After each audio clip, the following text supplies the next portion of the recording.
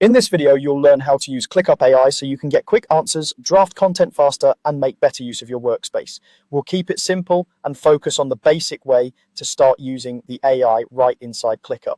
First, make sure you're logged into your ClickUp workspace and that you're looking at the main interface, not inside a specific document or task editor. On the far left of your screen, you'll see the vertical sidebar. This is where you usually find things like your home, tasks, dashboards, and other main sections of ClickUp. Take a moment to look carefully down that sidebar. Somewhere there, you'll see an icon for AI. The exact design of the icon can change over time, but it's typically labeled clearly enough that you'll recognize it as the AI option. It might look like a little spark, a star, or a symbol that suggests automation or assistance. If you're not seeing it right away, try hovering over the icons to reveal their names. Slowly move your mouse over each icon until you see the one that says AI or something similar. Once you've found the AI icon, go ahead and click on it. When you do, a new panel or window will open, usually on the right side or as a central chat area, depending on how your workspace is laid out.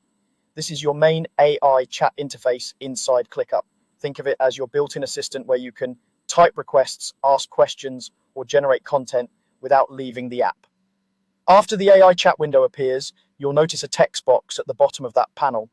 This is where you'll type your messages. Click inside that box to place your cursor there. Now you can start chatting with the AI just like you would in any messaging app. You can ask the AI to help summarize content, draft emails, outline a project, or explain something related to your work. For example, you might type something like, summarize the key points from my last team meeting, or help me write a short update for my project status. If your workspace supports it, you can also reference specific tasks or docs, or even paste in text that you'd like the AI to work with.